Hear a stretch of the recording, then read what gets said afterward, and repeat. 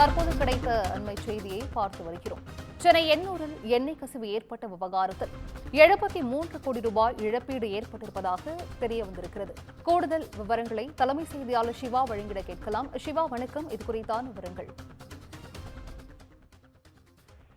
சிந்துஜா, இந்த மிக்ஜாங் புயலின் போது எண்ணூரில் சிபிசிஎல் நிறுவனத்திலிருந்து எண்ணெய் கசிவு கலந்த இந்த விவகாரத்துல அந்த நிறுவனம் சார்பாக 73 கோடியே 68 லட்சம் ரூபாய் இழப்பீடு செலுத்துவதற்கான ஒரு இறுதி உத்தரவை தமிழ்நாடு மாசு கட்டுப்பாட்டு வாரியம் பிறப்பித்திருக்கிறது. குறிப்பாக கடந்த 2024ஆம் ஆண்டு நவம்பர் மாதம் 21ஆம் தேதி இந்த இழப்பீடு தொடர்பான நோட்டீஸை சிபிசிஎலுக்கு மாசு கட்டுப்பாட்டு வாரியம் வழங்கியிருந்தது.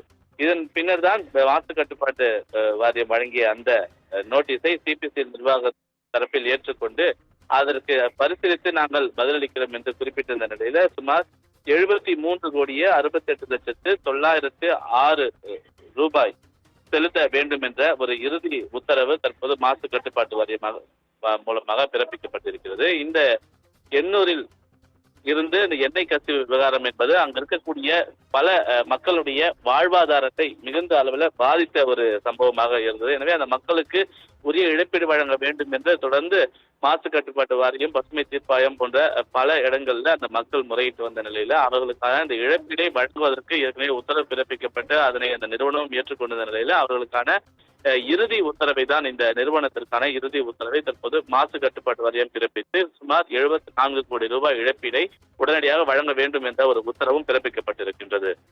சிந்துஜா, விவரங்களை வழங்கியமைக்கு நன்றி சிவா.